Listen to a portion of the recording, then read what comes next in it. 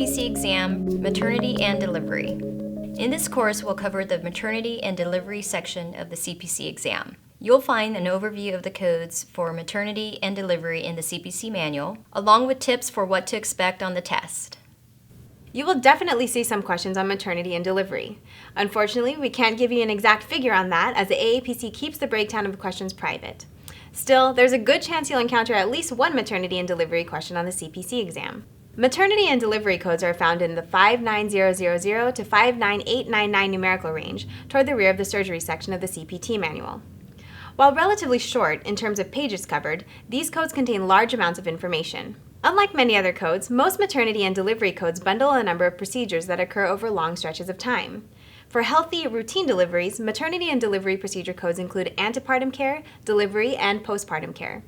That is, the monthly up to 28 weeks gestation, bi-weekly up to 36 weeks gestation, and weekly up to delivery visits are all included in the delivery codes.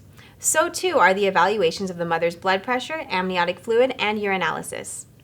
Note, however, that procedures that fall outside the range of maternity care, say the mother gets a head cold, are not included in maternity and delivery codes and must be listed separately.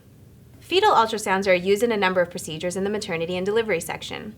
One example, amniocentesis, the draining or sampling of the amniotic fluid via a hollow needle, uses an ultrasound to guide the surgeon and help avoid damaging the fetus.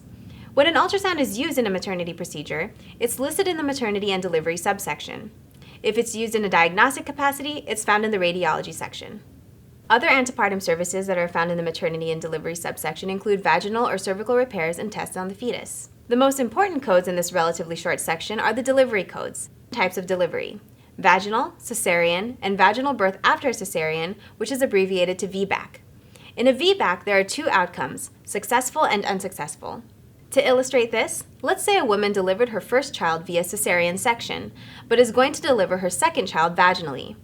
If the delivery is successful, we would code that as a successful VBAC, not as a vaginal delivery. Likewise, if the delivery was unsuccessful, and the doctor has to step in to perform a cesarean to complete the delivery, we would code that as an unsuccessful VBAC, not as a regular cesarean.